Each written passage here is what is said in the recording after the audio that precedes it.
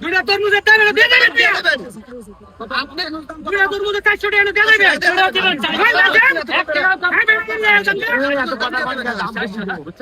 দাম দিয়ে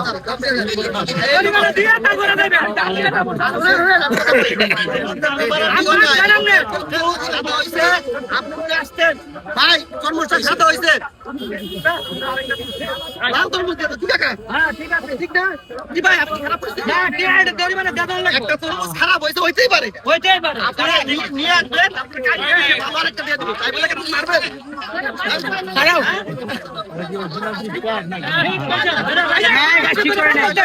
এটা ঠিক করে নাই